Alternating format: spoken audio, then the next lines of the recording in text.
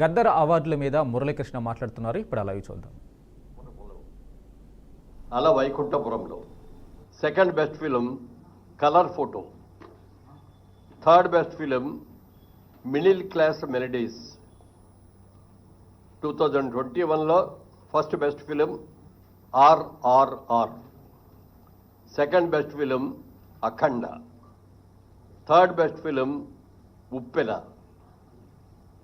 2022లో first best film Sitaramam, second best film Karthikeya 2, third best film Major. 2023 first best film Balagam, second best film Hanuman, third best film Bhagavanth Kesari. Special jury award Prajakavi Kaloji. ఇవి సినిమాలకు సంబంధించిన అవార్డులు. ఇవి 10 సంవత్సరాలకు గాను. ఇది కాకుండా స్పెషల్ అవార్డ్స్ అని చెప్పి 6 అవార్డులను ఎంపిక చేయడం జరిగింది. ఈ అవార్డులో first award NTR national award. ఇది నందమూరి బాలకృష్ణ గారికి ఎన్టీఆర్ గారి అవార్డు ఇవ్వడం జరిగింది. అలాగే జయరాజ్ గారు, పైడి జయరాజ్ గారు అని మన తెలంగాణ నుంచి వెళ్ళిన వ్యక్తే. హిందీ సినిమాల్లో చాలా సినిమాల్లో హీరోగా యాక్ట్ చేసినట్టు వ్యక్తి. వారి పేరు మీద కూడా మొట్టమొదటిసారిగా పైడి జయరాజ్ ఫిల్మ్ అవార్డు అని చెప్పి ఈ ఇండియన్ ఫిల్మ్ పర్సనాలిటీగా ఆయన్ని ఎంపిక చేయడం జరిగింది. దానికి మణిరత్నం గారికి ఇస్తున్నాం ఈ అవార్డుని. ఇది ఆల్ ఇండియా అవార్డు అండి. ఇది ఏ లాంగ్వేజ్ వాళ్ళైనా ఉండొచ్చు దీంట్లో, అందుకని మణిరత్నం గారికి అది ఇస్తున్నాం.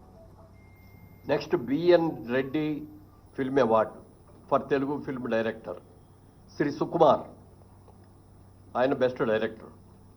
అలాగే 4లో Nagireddy Chakrapani film award Telugu film producer Atluru Purnachandrarao గారు.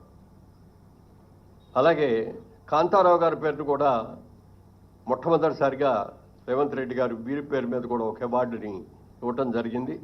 ఆ అవార్డుని విజయ్ దేవరకొండకి కాంతారావు గారు అవార్డు ఇస్తున్నాం. అలాగే రఘుపతి వెంకయ్య ఫిల్మ్ అవార్డు.